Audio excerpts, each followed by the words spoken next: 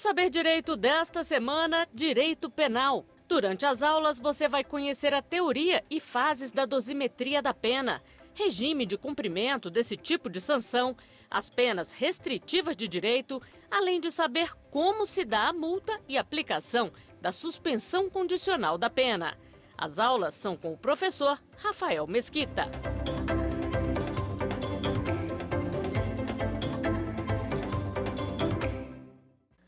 Senhoras e senhores, chegamos então ao nosso quarto encontro. Mas antes disso, recebam um fraterno abraço do professor Rafael Mesquita, advogado criminalista, militante. Bom, vejam que nos nossos encontros anteriores, nós começamos aqui a trazer conteúdos extremamente relevantes do que diz respeito ao direito penal, mas especificamente a pena.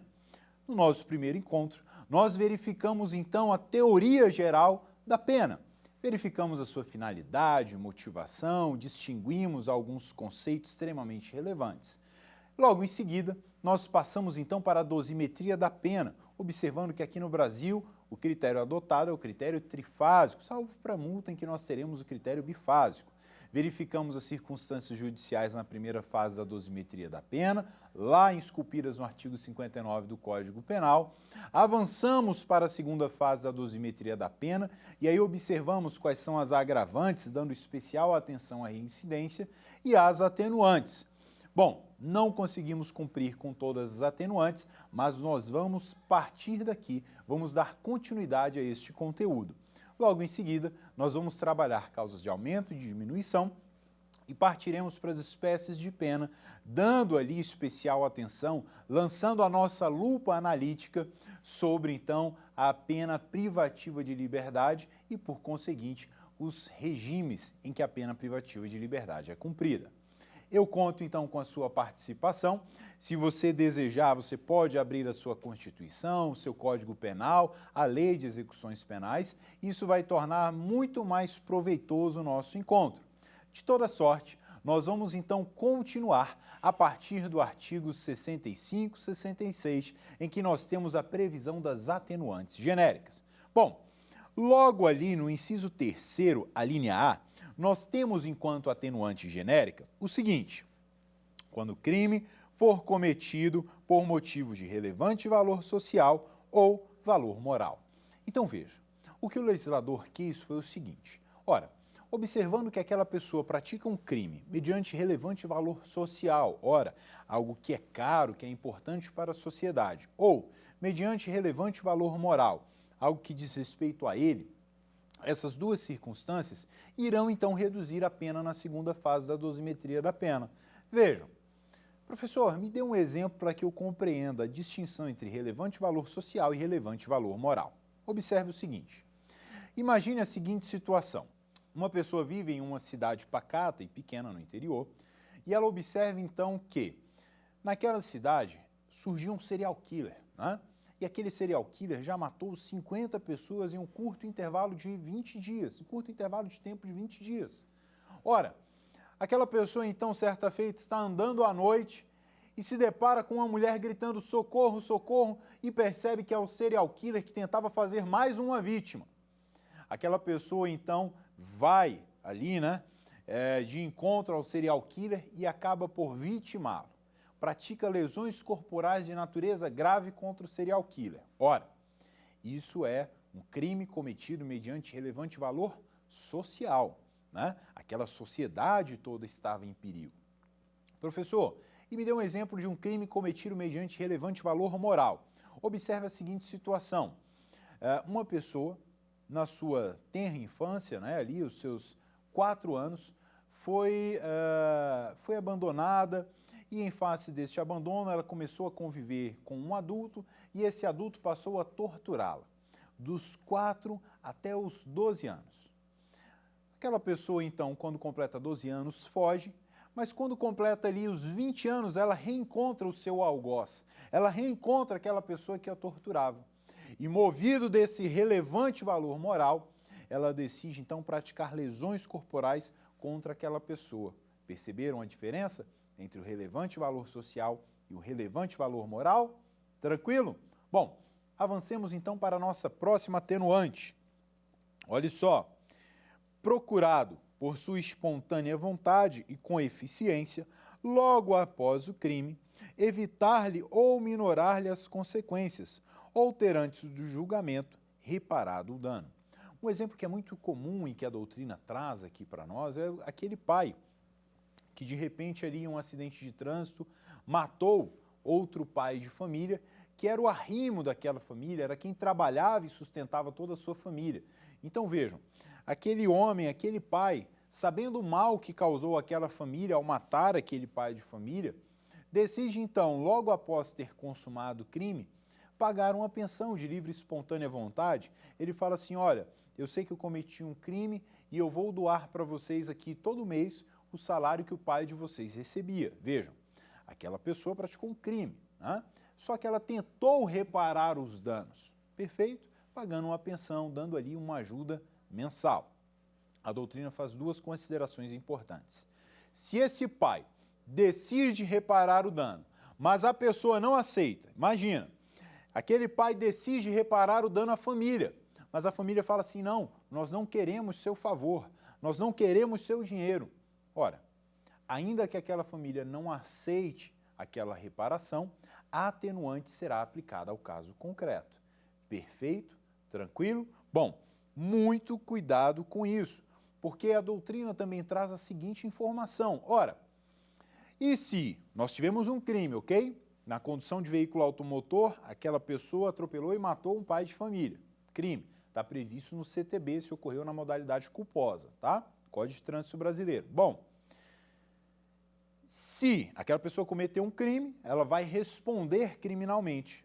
Agora imagine que a família está aguardando a resposta do processo criminal, mas decide entrar na justiça para receber uma reparação civil. E uma decisão judicial civil estabelece que aquela família deve ser indenizada mensalmente. Ora, essa indenização mensal pode ser considerada para fins de atenuante, porque seria uma espécie de reparação de dano? Para fins de atenuante, a doutrina entende que não. Por quê? Porque esta reparação ela deve ser espontânea. E neste exemplo que eu acabei de dar, a reparação somente ocorreria porque eu tenho uma decisão judicial da esfera civil. Conseguiram compreender a distinção? Maravilha, então. Vamos avançar. Bom, nós temos ainda a seguinte atenuante. Cometido o crime sob coação, a que podia resistir, ou em cumprimento de ordem de autoridade superior, ou sob influência de violenta emoção provocada por ato injusto da vítima. Bom, se eu tenho uma situação em que eu tenho uma autoridade sobre determinada pessoa e eu pratico uma coação sobre aquela pessoa, para que aquela pessoa pratique um crime, ainda que seja uma coação resistível, ainda que aquela pessoa pudesse resistir à coação, ela obedece à minha ordem, pratica um crime, ela vai ser beneficiada pela atenuante, ok? Provocada aqui, ó, sob a influência de violenta emoção provocada por ato injusto da vítima. Imagina uma situação que é muito comum, né, nos livros de doutrina e nos casos do dia a dia, aqueles que têm interesse na advocacia, no Ministério Público, na magistratura, né, os delegados, vão se deparar com muitas situações como essa, em que de repente a pessoa está numa festa e aí recebe um bofete, né, um tapa na cara, sem ter feito nada. Ora, a vítima provocou aquela violência. Então veja, se a vítima provoca aquela violência de forma injustificada e eu acabo reagindo, eu vou ser beneficiado pela atenuante, porque o legislador estabeleceu, veja, sob influência de violenta emoção provocada por ato injusto da vítima. Eu me senti ali fora de mim quando eu recebi aquele tapa na cara. Perceberam? Ok? Próximo aqui. Confessado espontaneamente perante a autoridade a autoria do crime, é o que está lá na linha D. Eu vou gastar aqui alguns minutos a mais para trabalharmos a confissão espontânea, porque acerca dela nós temos informações extremamente relevantes e até uma controvérsia jurisprudencial. Então acompanhe o raciocínio comigo. O que é a confissão espontânea? Confissão espontânea é quando o réu decide, então, ali, na frente do delegado de polícia, ou na frente do juiz, ou na frente do Ministério Público, ele decide confessar que ele participou daquele crime. Perfeito? Então veja, todas as vezes que eu confesso, esta confissão deveria funcionar como atenuante da minha pena. Por que o senhor falou deveria, professor? Porque nós temos algumas situações que excepcionam a incidência dessa atenuante. A regra, quando há uma confissão espontânea, ok? Essa confissão vai atenuar a pena. Vamos lá. Primeira exceção. Todas as vezes em que eu tenho a confissão espontânea em sede policial e em sede judicial, eu decido não manter aquela confissão. E agora, o que vai acontecer? De acordo com a STJ, o que prevalece é que aquela pessoa ela não deve ser beneficiada pela confissão. Imagina o seguinte, aquela pessoa foi presa e lá na frente do delegado ela diz assim, doutor, fui eu quem pratiquei esse crime, né? E fala tudo. Lá na frente do juiz, aquela pessoa assistida por um advogado, o advogado orienta, olha, permaneça em silêncio e você vai negar a confissão, tá? E aí o juiz decide, e aí lá na frente do juiz, ele diz, olha, eu não fiz nada disso, eu sofri coação, enfim, eu não estava nem lá quando esse crime aconteceu. Veja, ele confessou em sede policial e na frente do juiz ele negou. De acordo com a STJ, essa confissão, então, ela não iria atenuar a pena. A não ser que o juiz utilize a confissão em sede policial na sua sentença condenatória. Então, se o juiz, na hora da sentença condenatória, utilizar a confissão que foi feita em sede policial, aí sim nós teremos a atenuação da pena. Perfeito? Joia? Avancemos então. Veja só, a confissão ela pode ser parcial, isso é muito importante. Eu não preciso confessar tudo, né? Eu não preciso dizer como aconteceu, quando aconteceu, o que aconteceu antes, o que aconteceu depois. Basta o réu confessar, dizer, olha, eu pratiquei esse crime, eu desferi o disparo. Isso já deve ser considerado como confissão, perfeito? Avancemos aqui. Olha só, súmula 545 do STJ. Abra comigo. Súmula 545 do STJ. O que diz o Superior Tribunal de Justiça? Quando a confissão for utilizada para a formação do convencimento do julgador, o réu fará jus à atenuante prevista no artigo 65, inciso 3º, a linha D. Perceberam, então? Se a confissão for utilizada pelo julgador, ainda que ela tenha sido feita somente em sede policial e na audiência o réu tenha ficado silente, ela vai ser utilizada aqui para fins de atenuante. O STJ traz uma concepção interessante acerca da confissão qualificada. Há julgados no STJ cujo entendimento esboçado é que, diante da confissão qualificada, não se aplica atenuante. Professor, primeiro o senhor precisa me explicar o que é esta confissão qualificada. Veja só, confissão qualificada ocorre todas as vezes, melhor dizendo, que o réu diz que praticou o crime, mas praticou aquele crime sob o manto de um excludente de ilicitude. Por exemplo, o réu diz que praticou um homicídio em legítima defesa. De acordo com estes julgados do STJ, nessa situação em que há uma confissão qualificada, eu confesso, mas digo que agi em legítima defesa. Isto não ocasionaria a aplicação da atenuante. Conseguiram pegar, então? De acordo com o STJ, esta situação não ensejaria a incidência da atenuante da confissão espontânea. Há uma súmula do STJ que é muito importante para nós, súmula 630. Então veja, nós estamos trabalhando duas súmulas, espero que você leia assim que puder, que versam justamente sobre a confissão espontânea. A primeira, a 545, a segunda, a 630, que diz assim, a incidência de atenuante da confissão espontânea no crime de tráfico ilícito de entorpecentes exige o reconhecimento da traficância pelo acusado, não bastando a mera admissão da posse ou propriedade para uso. Bom, aqui o STJ está tratando de uma situação extremamente peculiar. Que situação peculiar é essa? O STJ está abordando uma situação de tráfico de entorpecentes. Imagine que aquela pessoa foi presa com uma porção de entorpecente e ela confessa, né? Ela confessa que foi presa ali com 2 quilos de determinada substância entorpecente, mas diz o seguinte, olha, mas é para consumo pessoal. o STJ afirma que nesta circunstância, a atenuante não pode incidir. A atenuante só pode incidir sobre o tráfico quando a pessoa, ao invés de assumir que é para consumo pessoal, assume que é, na verdade, para fins de traficância.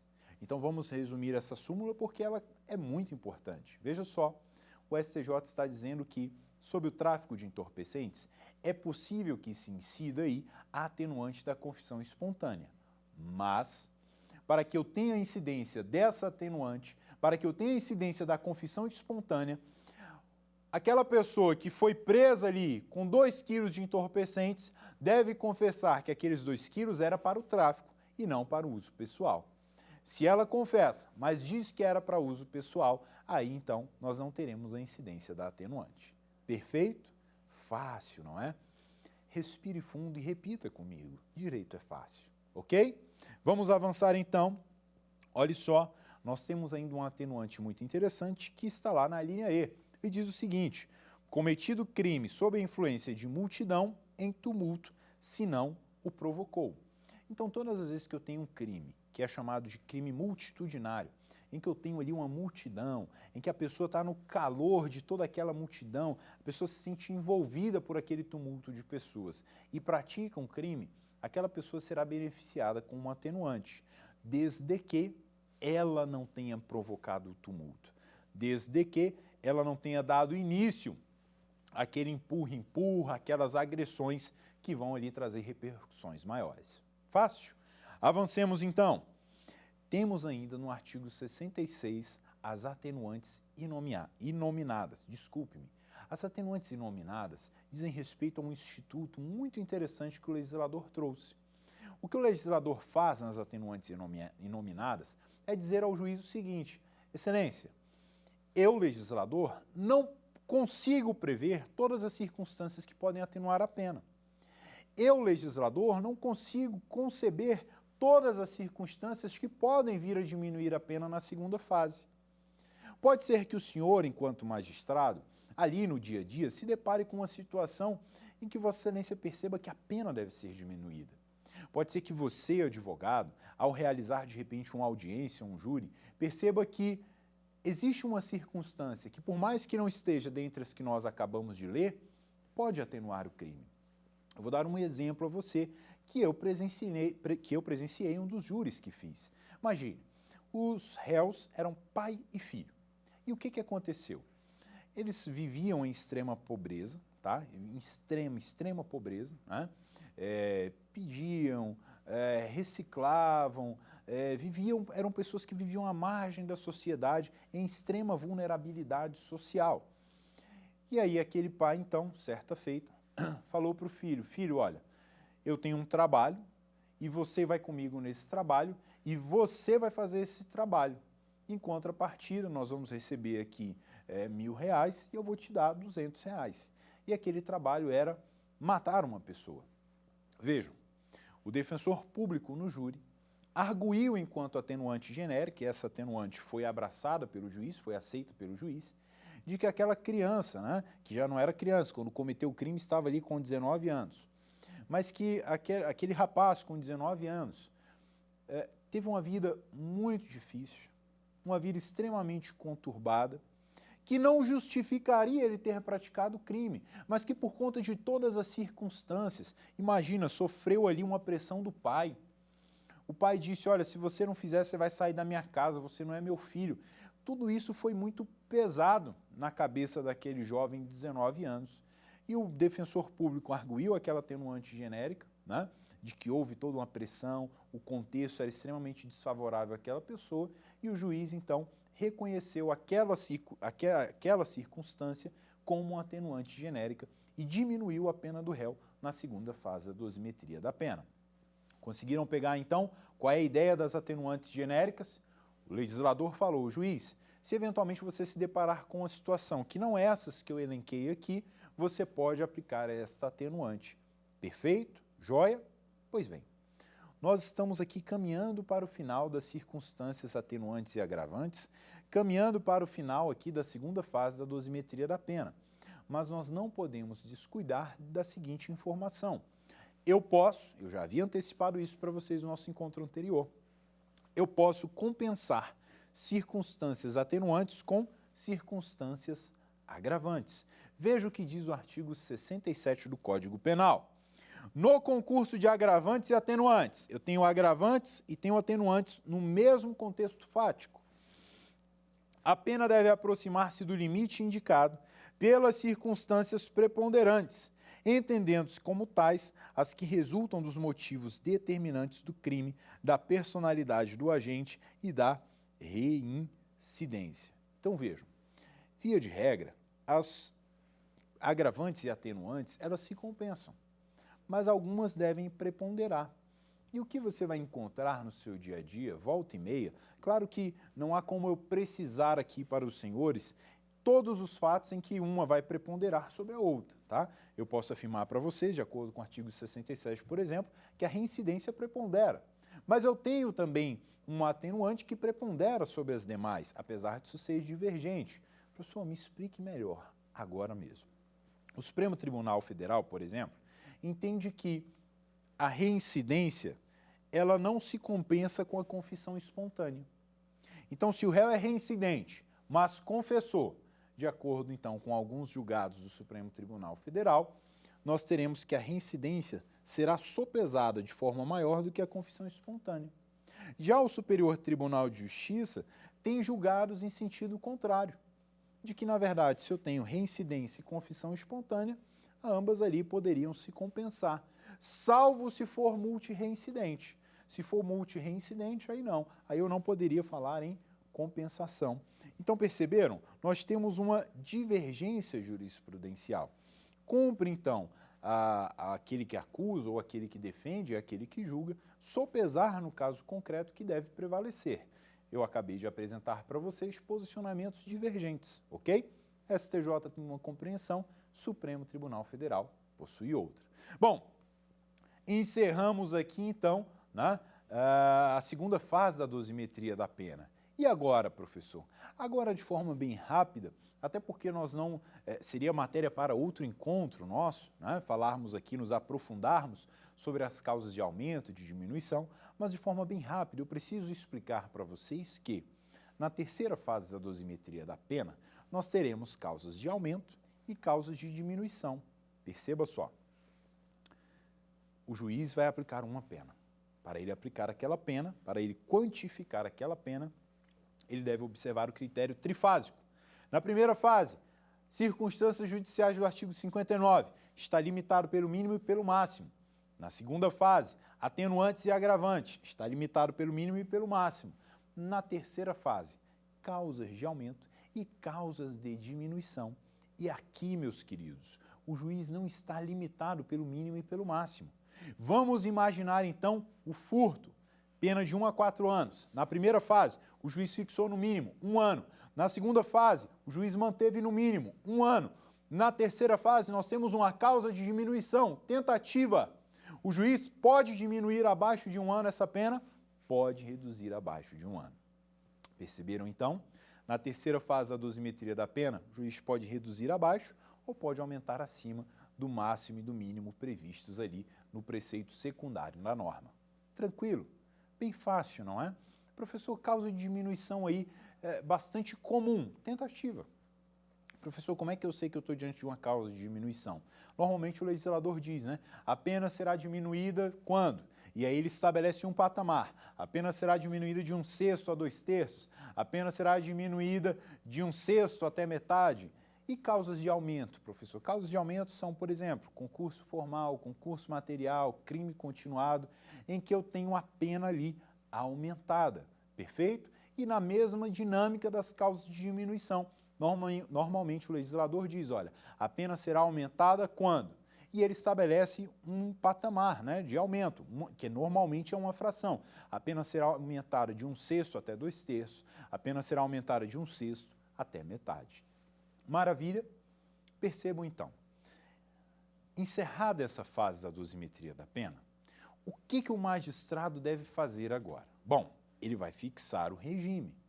A depender da quantidade da pena, e aí nós vamos verificar daqui a pouco que esse é um dos critérios que o legislador adotou para fixar o regime inicial de cumprimento de pena, mas nós vamos verificar que a depender da quantidade de pena, nós estaremos diante de uma pena privativa de liberdade que pode iniciar o seu cumprimento no regime fechado, semiaberto ou aberto. Vamos então dar continuidade.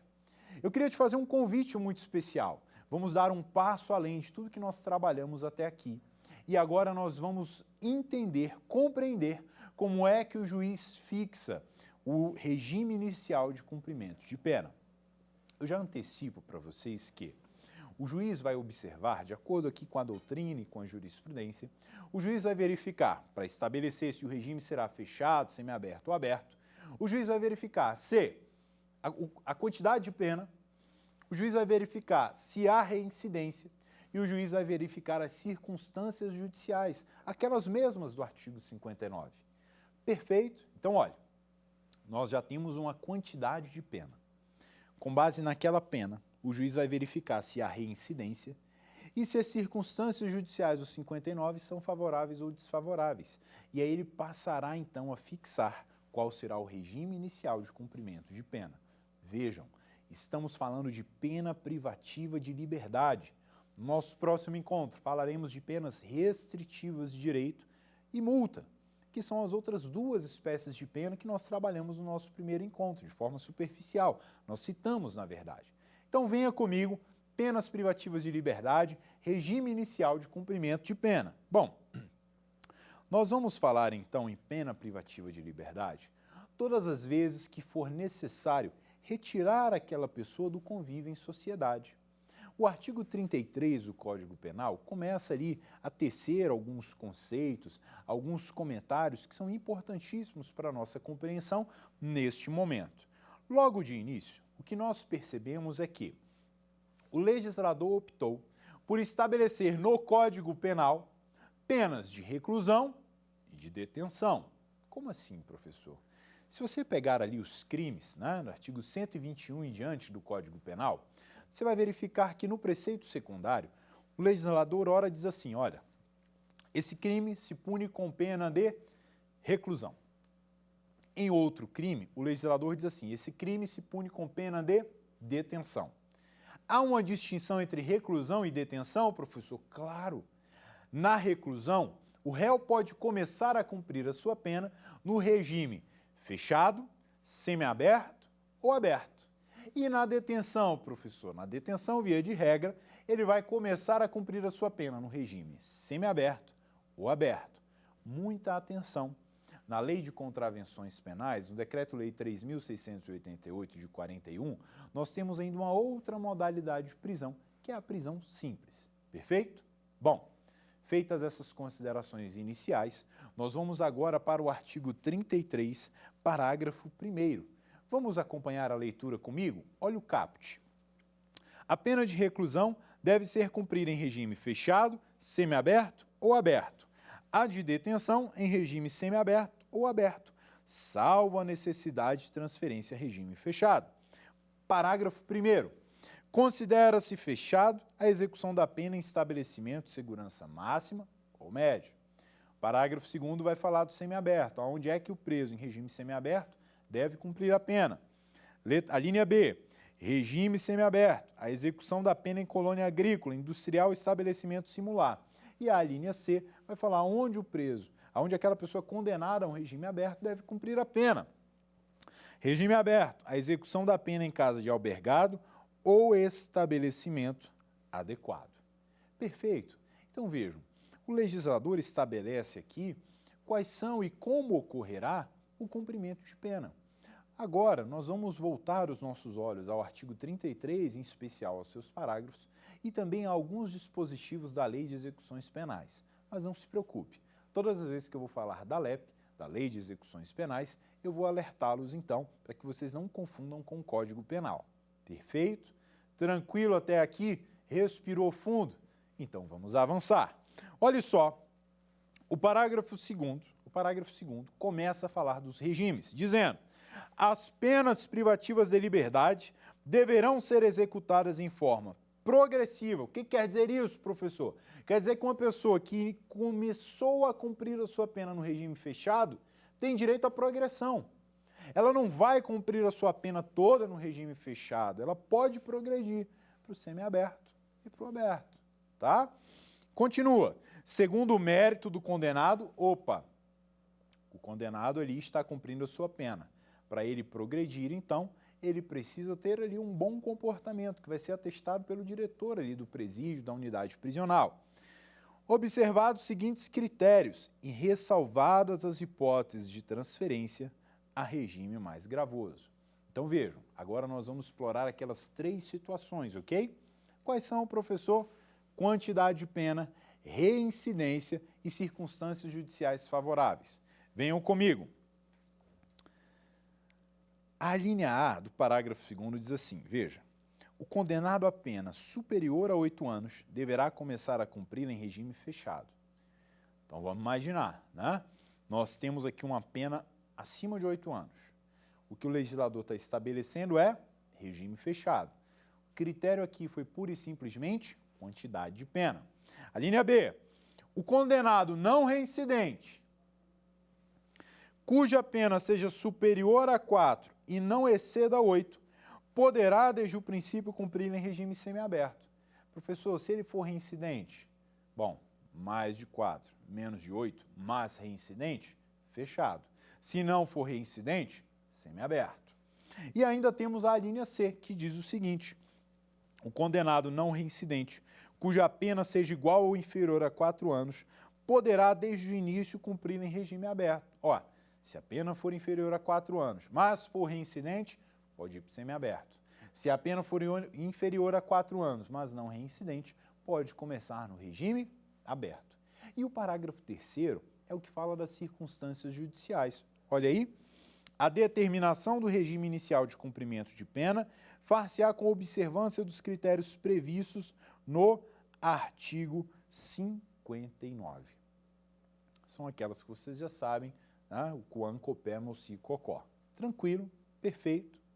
Vamos então, só para uma observação, eu faço questão de frisar isso, para que vocês não confundam.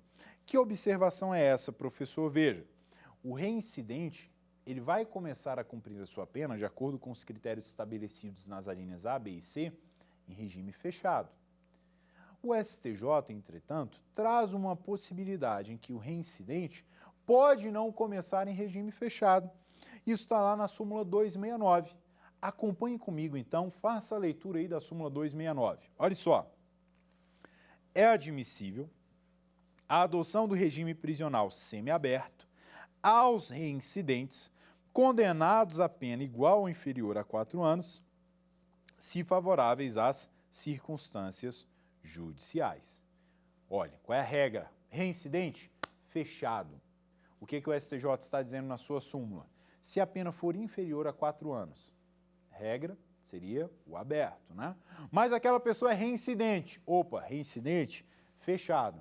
Mas as circunstâncias judiciais do 59 são favoráveis. Opa, então pode ser que ele comece aqui no semiaberto. Perfeito? Ok? Reincidente? Fechado. Mas não deixe de analisar sempre a súmula 269 do STJ. Maravilha? Bom, avançando aqui para o final do nosso quarto encontro, eu preciso destacar para vocês que o magistrado deve se atentar às súmulas 718 e 719 do Supremo Tribunal Federal. O que a súmula 718 do Supremo estabelece? Acompanhe comigo. A opinião do julgador sobre a gravidade em abstrato do crime não constitui motivação idônea para a imposição de regime mais severo do que o permitido segundo a pena aplicada. O que o legislador está dizendo aqui? Olha, o que o Supremo está dizendo aqui? Olha, de acordo com a quantidade da pena, você sabe qual é o regime inicial de cumprimento de pena. Ah, eu magistrado, quero que ele comece em um regime mais gravoso. De acordo com a quantidade de pena, ele começaria no semiaberto, mas eu quero que ele comece no fechado. Você pode fazer isso? O juiz pode fazer isso? Pode, mas o Supremo está dizendo, olha, mas você não pode motivar essa decisão com base na gravidade em abstrato do delito. Você não pode simplesmente dizer assim, porque o crime de homicídio é muito grave. Essa motivação, de acordo com a súmula 718, é uma motivação inidônea. Por quê? Porque é uma motivação abstrata, perfeito? Em abstrato. Atenção a isso. E a súmula 719 complementa, dizendo assim, a imposição de regime de cumprimento mais severo do que a pena aplicada. Desculpe, vou ler de novo. A imposição de regime de cumprimento mais severo do que a pena aplicada permitir exige motivação idônea. Então, o 718 está dizendo, olha, não pode motivação em abstrato. E o 719 está dizendo, olha, juiz, você pode até estabelecer um regime inicial mais severo, mas você precisa motivar com base em circunstâncias concretas, fáticas. Tranquilo, meus queridos. Vamos avançar, então? Vejam, nós verificamos, então, vamos retomar o nosso raciocínio, que se condenado a uma pena privativa de liberdade, o juiz, após quantificar a pena, vai estabelecer o regime inicial. Esse regime inicial, então, pode ser fechado, semiaberto ou aberto. Se o preceito secundário do tipo penal estabelece a punição como reclusão, a pessoa condenada pode começar no fechado, semiaberto ou aberto. Se o preceito secundário estabelece uma pena de detenção, a regra é semiaberto ou aberto. Verificamos também que o magistrado deve sempre observar a quantidade de pena, a reincidência e as circunstâncias judiciais do artigo 59. Com base nisso, então, o juiz vai estabelecer o regime inicial. Regra, reincidência, regime fechado. Não obstante, nós temos uma súmula do STJ que estabelece que se as circunstâncias judiciais foram favoráveis, a pena for inferior a 4 anos, pode começar no regime semiaberto. Ademais, nós não podemos esquecer da súmula 718, que afirma que o juiz não pode estabelecer um regime mais gravoso, observando tão somente ali a gravidade em abstrato do crime, e a súmula 719, ambas do Supremo Tribunal Federal, que estabelece que o juiz até pode estabelecer um regime mais gravoso, mas precisa de uma motivação concreta, de uma motivação idônea. Encerramos esse raciocínio, mas precisamos continuar avançando. Veja só, a legislação, como eu mencionei para vocês, traz também a hipótese da prisão simples. Doutores, vejam, a prisão simples ela é prevista para as contravenções penais. Lembram do conceito de contravenções penais? Contravenções penais são crimes pequenos, crimes que ensejaram uma atuação do legislador, mas que não são crimes tão graves, por assim dizer. E levando em consideração isso, se você observar ali as contravenções penais, a punição estabelecida é de prisão simples. Muito cuidado. É muito difícil, em face de tantos elementos desencarceradores, que uma pessoa seja realmente privada da liberdade em face de uma prisão simples. Como assim, professor? Ora, como eu falei, nós estamos diante de crimes pequenos. Logo, a pena a ser aplicada vai ser uma pena muito pequena. Então, muito provavelmente, aquela pessoa não vai ter a sua liberdade privada. Ela não vai ali cumprir com uma prisão simples. Ou ela vai ter a sua pena suspensa, ou ela vai ter a substituição da pena privativa de liberdade por restritivo de direito, tá joia? Então, olha, são situações extremamente excepcionais em que a pessoa, por ter cometido contravenção penal, vai ser de fato encarcerada, diferentemente do crime, tá? Dos crimes, e aí eu falo de reclusão e detenção. Bom, podemos avançar então? Então vejam, nós estamos trabalhando os critérios que são utilizados pelo magistrado para fixar a pena, para fixar o regime inicial de cumprimento de pena. Nós verificamos mais uma vez que é utilizada a reincidência, quantidade de pena e circunstâncias judiciais do artigo 59. Vejam, circunstâncias judiciais do artigo 59. O artigo 33, então, estabelece qual é a regra geral que o juiz vai analisar para fixar aquele regime inicial. Não obstante, o artigo 33 estabelece, salvo se for necessário, a aplicação de um regime mais gravoso. Então vejam, pode ser que, de acordo com o critério quantitativo, fosse necessário aplicar o regime ali semiaberto. Não obstante, é uma situação extremamente delicada e o juiz ali observa que é necessário que ele observe o quantum de pena, mas observe também as circunstâncias daquele caso concreto. Em assim sendo, ao invés de estabelecer o regime semiaberto, ele acaba fixando o regime fechado. Ele observa que todas as circunstâncias judiciais do artigo 59 são desfavoráveis ao apenado. E aí, ao invés de fixar o semiaberto, ele fixa o fechado. Perfeito? Surge então uma indagação. Se lá na hora da dosimetria da pena, o juiz, na primeira fase, verificou as circunstâncias judiciais do artigo 59 e, ao analisar as circunstâncias judiciais do artigo 59, ele diz que todas são favoráveis ao réu. Lá na hora de estabelecer o regime inicial de cumprimento de pena, ele pode dizer, agora aqui, as circunstâncias judiciais são desfavoráveis ao réu, por isso eu vou colocar ali um regime mais severo? O que vocês acham? Ora, se num primeiro momento de dosimetria da pena, o juiz disse que as circunstâncias judiciais são favoráveis, para estabelecer o regime prisional, ele não pode mudar de ideia. Ele precisa manter a coerência na sua decisão e reafirmar que as circunstâncias não ensejam um regime de cumprimento de pena mais gravoso. Nesse sentido, nós temos uma súmula do STJ. Rapidamente aqui a súmula 440.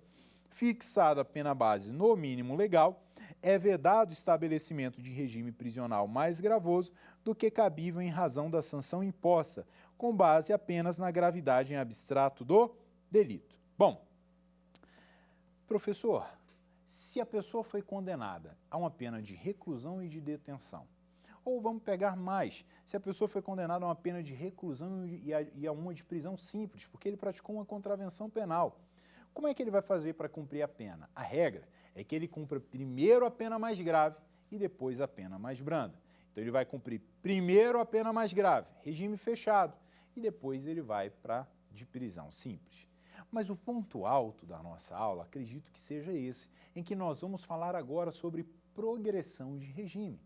Conforme nós lemos lá no caput do artigo 33, o legislador estabeleceu que é possível que o apenado, que o reeducando, progrida. Ou seja, ele pode começar a cumprir a sua pena no regime fechado, mas dali ele pode ir para o semiaberto e para o aberto. E por que esse é o ponto alto da nossa aula? Porque o pacote anticrime trouxe uma mudança nos critérios objetivos. Professor, critérios objetivos, me explique melhor isso. Veja, a progressão ela é ancorada em critérios subjetivos e objetivos. O que é o critério subjetivo para fins de progressão? Bom comportamento. Quem atesta? Diretor da unidade prisional. Professor, e o critério objetivo é o cumprimento de pena. E aí eu preciso que você me acompanhe na Lei de Execuções Penais. O pacote anticrime alterou a LEP. Lá no artigo 112, nós temos os novos parâmetros que dizem respeito ao critério objetivo. Então vamos rapidamente ao artigo 112. Diz o artigo 112, a pena privativa de liberdade, que é a que nós estamos estudando. Nosso próximo encontro vamos estudar restritiva de direitos e multa. A pena privativa de liberdade será executada em forma progressiva com a transferência para regime menos rigoroso, a ser determinada pelo juiz quando o preso tiver cumprido ao menos. Então, olha, qual é o critério quantitativo, qual é o critério objetivo, ou seja, quanto o preso deve ter cumprido de pena para que ele progrida. O inciso 1º estabelece 16% da pena se o apenado for primário e o crime tiver sido cometido sem violência ou grave ameaça. Se eu estou tratando de um primário, não é reincidente, o crime foi cometido sem violência, sem grave ameaça, basta que ele cumpra 16% da pena estabelecida pelo magistrado, tenha bom comportamento e aí ele vai progredir para um regime mais brando. Inciso 2º, 20% da pena se o apenado for reincidente em crime cometido sem violência à pessoa ou grave ameaça. Veja, o legislador com essa alteração quis desestimular a prática de crimes mediante violência ou grave ameaça.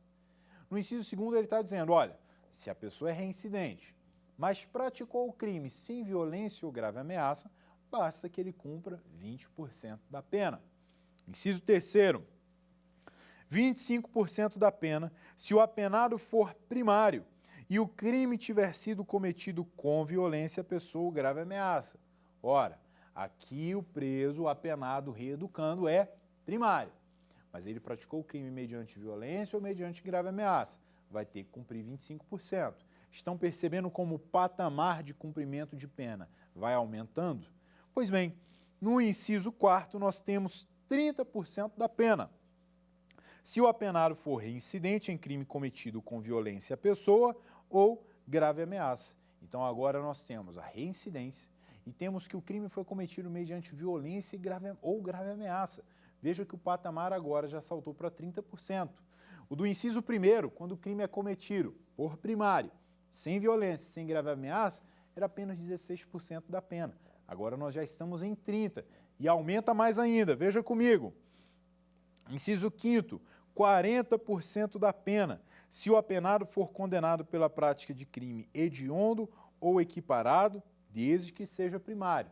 Então, se o apenado é primário, mas cometeu crime hediondo ou a ele equiparado, ele vai, então, ter que cumprir 40% da pena. Professor, parou por aí? Não, aumenta mais. Inciso 6º, 50% da pena se o apenado for. Então, veja, eu vou ler agora algumas alíneas com vocês, mas perceba comigo. Nós saímos de um patamar de 16% quando o apenado é primário, não cometeu crime com violência, não cometeu crime com ameaça. E nós já estamos agora em 50%. Quer dizer que, para a pessoa progredir do regime fechado para o semiaberto, ela vai ter que cumprir 50% da pena e ter bom comportamento. Professor, a pessoa pode progredir direto do fechado para o aberto? Não. Nós vamos verificar no nosso próximo encontro que é vedada a progressão per saltum, tá? Mas antes de adentrarmos nesse conteúdo, veja comigo quais são os crimes, quais são as situações em que é necessário cumprir 50% da pena. A linha A, condenado pela prática de crime hediondo ou equiparado com resultado morte, se for primário, vedado o livramento condicional. A linha B, condenado por exercer o comando individual ou coletivo de organização criminosa, estruturada para a prática de crime hediondo ou equiparado. A linha C, condenado pela prática de crime de constituição ou milícia privada. O inciso 7º ainda fala em 60% da pena. O inciso 8º ainda fala em 70% da pena.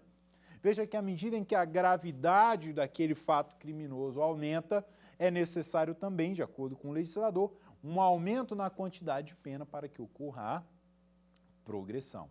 Perfeito, senhoras e senhores. Então vejam, estamos falando que para estabelecer o regime inicial, o juiz observa reincidência, quantidade de pena e circunstâncias judiciais.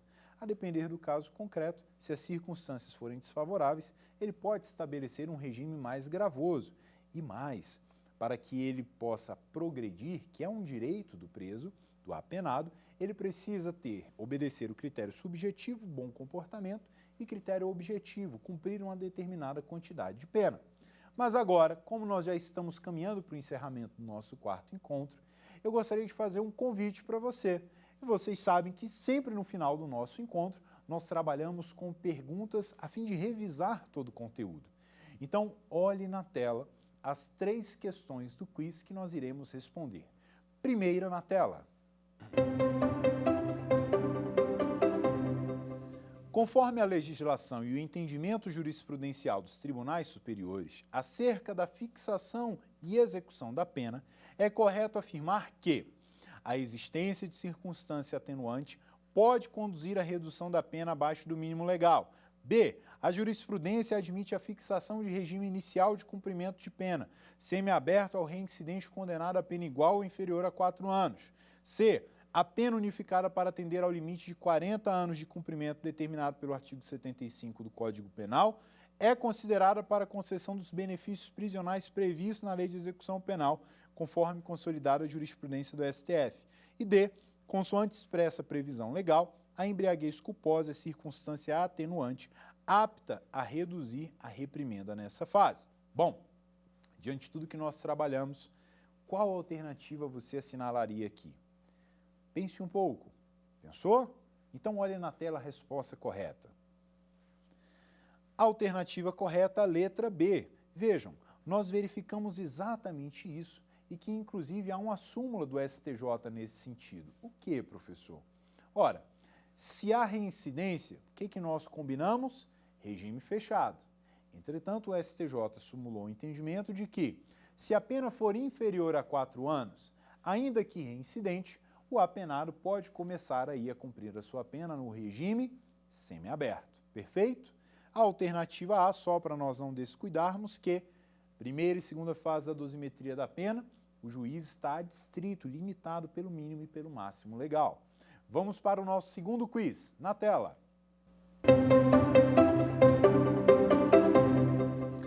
As penas restritivas de direitos. A. De prestação de serviços à comunidade ou entidades públicas são aplicáveis às condenações superiores a 1 ano de privação de liberdade, desde que a pena seja de detenção. B.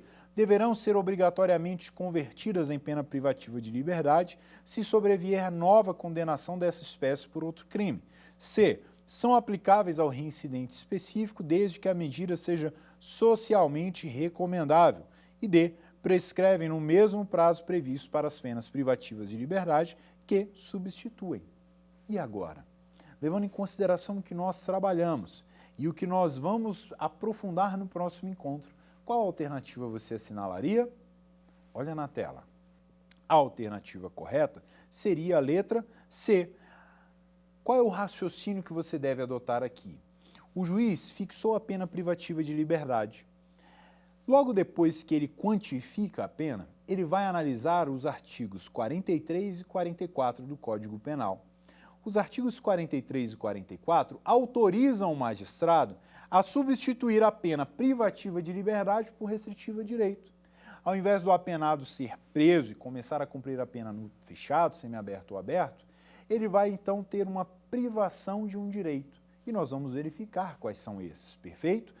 Bom, nessas circunstâncias, a pena privativa de liberdade vai observar o mesmo prazo, a pena restritiva de direito vai observar o mesmo prazo prescricional da pena privativa de liberdade.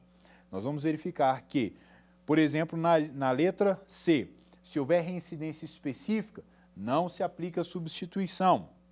Vamos verificar na letra B, que não necessariamente se sobrevier uma nova condenação, o juiz vai aplicar a pena privativa de liberdade. Exemplo, professor, a pessoa foi condenada a uma pena privativa de liberdade, o juiz substituiu por restritiva de direito. Ele está lá cumprindo bonitinho a sua pena restritiva de direito, perfeito? Sobrevém uma nova condenação por um novo crime. Como é que vai ficar essa pena restritiva de direito? Vai voltar a ser pena privativa de liberdade? Não. Se for possível conciliar uma pena privativa de liberdade com a restritiva de direito, a restritiva de direito permanece. Maravilha? Vamos aprofundar esse conteúdo mais ainda, não se preocupe. E a nossa terceira questão do quiz de hoje na tela.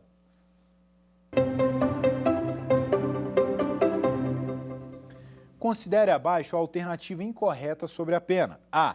São penas restritivas de direito previstas no Código Penal, além da prestação pecuniária, a perda de bens, a prestação de serviços à comunidade ou a entidades públicas, a interdição temporária de direitos, como a proibição de frequentar determinados lugares, e a limitação de fim de semana. B. A gravidade do crime em abstrato, por si só, se presta à adoção de regime inicial diverso do sugerido em lei. C. A pena restritiva de direitos reverte a pena de prisão quando ocorrer o descumprimento injustificado da restrição imposta. Qual seria, então, a alternativa incorreta que você assinalaria aqui? Vamos ver? Olha na tela. A alternativa incorreta, então, seria a letra B. É exatamente o que nós verificamos no entendimento sumulado do STF, mais especificamente na súmula 718. O juiz pode estabelecer um regime inicial mais gravoso? Pode, mas ele não pode levar em conta tão somente a gravidade em abstrato do delito. Eu aproveito para me despedir de vocês, mas conto com a sua participação na nossa última aula, no nosso derradeiro encontro. Um forte abraço e até lá! Quer dar uma sugestão de tema para os cursos do Saber Direito? Então mande um e-mail para saberdireito@stf.jus.br ou entre em contato pelo nosso WhatsApp. O número é esse que aparece na sua tela. Você também pode estudar pela internet. Basta acessar o site tvjustiça.jus.br ou rever as aulas no canal da TV no YouTube. TV Justiça Oficial.